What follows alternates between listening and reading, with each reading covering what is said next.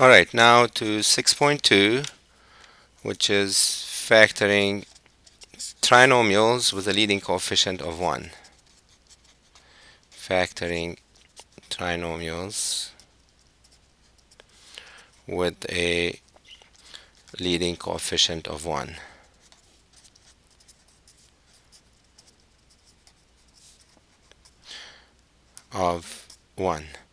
So basically, we're going to factor something like x squared, where this is a 1, plus bx plus c. The trinomial has to be in descending order. Only when factoring trinomials, they have to be in in descending order in terms of the exponent of x. Okay? So in chapter 5, we used to FOIL x plus 2 times x plus 3, and that would be x squared plus 3x for outer, 2x for inner, and 6 for last. And then combining like terms, we would do that. In chapter 6, we're going to factor, so we're going to have to reverse that. So basically, what we're going to do, we're going to keep that and split that up into 3x plus 2x plus 6, and then we're going to do grouping, and that's going to give us the answer. But what's the process? Here's the process.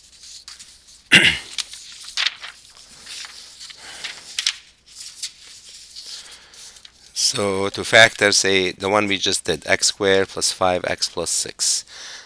Make sure that the trinomial is written in descending order. Determine if the three terms have anything in common. So you always want to take out the greatest common factor. Multiply the leading coefficient and the constant. That's multiply the first. And so what's the product? The product is 1 times 6, which is 6.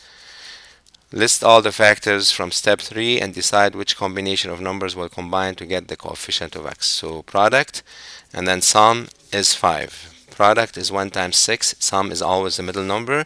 So what are the numbers that you times and get a 6 and add them a 5? It's 1 and 6 or 3 and 2, but this is going to be it because they add up to 5.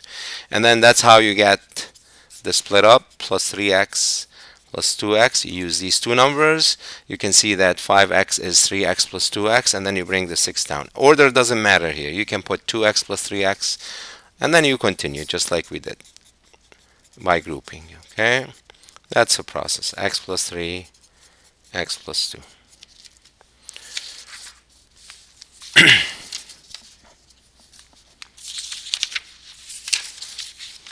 So next example, x squared plus 7x plus 10. Again, product is 1 times 10, which is 10, and sum is 7. So the two numbers that have that, 5 times 2 is 10, and 5 plus 2 is 7. So we're going to pull that down. We're going to split up the 7x using 5x plus 2x, and then plus 10. And then you do grouping. So x times x plus 5 plus 2 times x plus 5. So it's x plus 5, x plus 2. And you can always check your answer by foiling it. Okay, q squared minus 6q plus 8. Again, it's a trinomial in descending order. Product is 1 times 8, and sum is negative 6. So since the product is positive, the numbers have to have the same sign, positive times positive or negative times negative. But since the sum is negative, they both have to be negative, and it's not negative 8 and negative 1, it's negative 4 and negative 2. When you times them, you get 8, and when you add them, you get negative 6. So we bring the first term down, we use that, we split it up into negative 4q minus 2q, which makes negative 6q, and then plus 8. And then it's grouping because we have 4 terms. So q minus 4, negative 2, q, and change the sign because we pulled the negative out, so it's q minus 4, q minus 2. Okay. Example 3, b squared plus 6b minus 7. Again, product is 1 times negative 7 and sum is 6. In this case, the product is negative, so the numbers have to have opposite signs, a positive times negative or a negative times positive. But the sum is positive, so the larger has to be positive. So 7 and negative 1. The larger has to be positive because if you add 7 to negative 1, you get 6. So again, you pull this down. You split that up into negative b plus 7b and then minus 7. You group it, b into b minus 1 plus 7, b minus 1, and then you pull the b minus 1 down, it's b plus 7.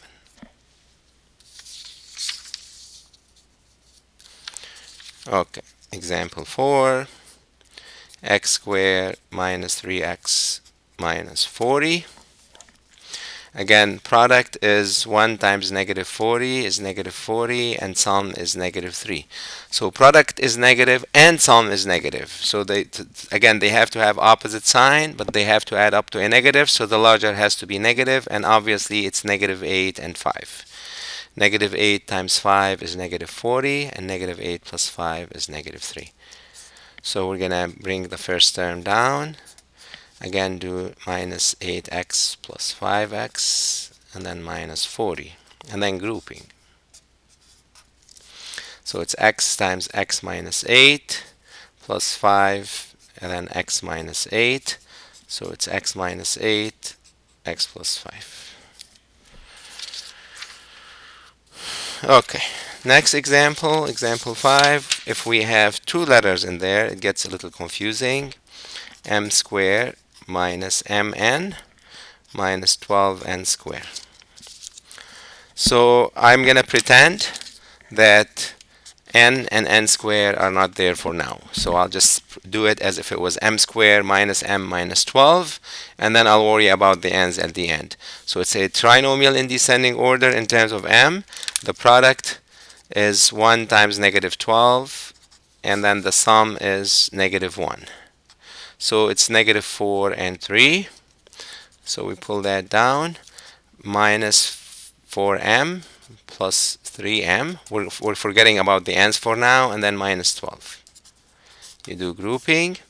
M into m minus 4 plus 3 m minus 4. And then it's m minus 4 m plus 3.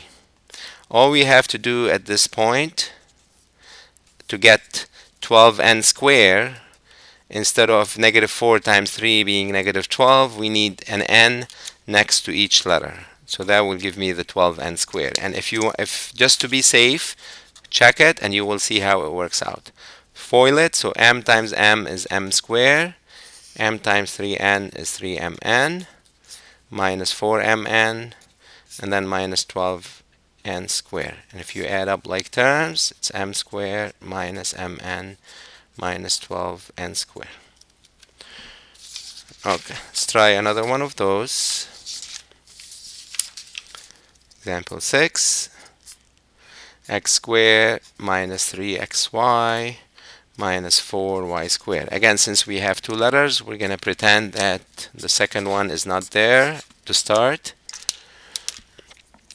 And we're going to say product is 1 times negative 4 and sum is negative 3.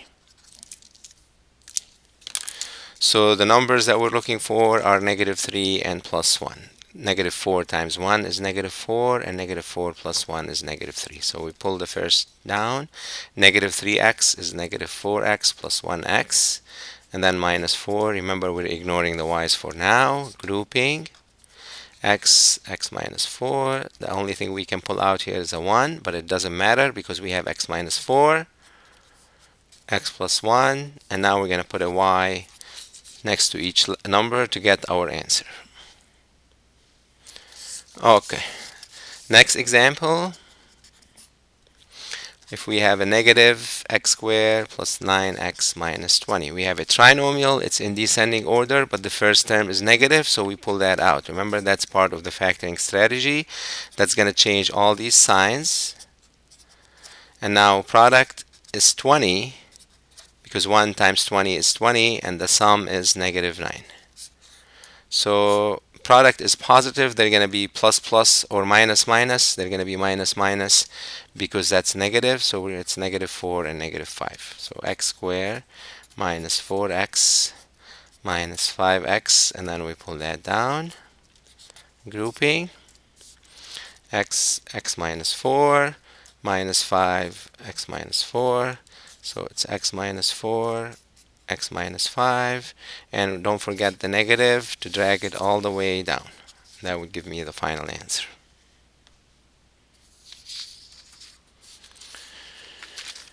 Okay, example 8, v squared plus 9v plus 15. Product is 15, sum is 9. Product of 15, so it's either 1 and 15 or 3 and 5. If you add 1 and 15, you get 16. If you add 3 and 5, you get 8. And this is my only two options, and none of them works, so we say it's non-factorable or prime. Example 9, we have negative 5a cubed plus 25a squared minus 30a, and we want to factor this trinomial. So the first thing we notice is we have a negative, so we're going to pull the negative out, and it looks like we have a GCF, at least for the numbers. We have a 5 that divides all of them, and there's an a in every term, so we pull that out, and that's going to give me a squared.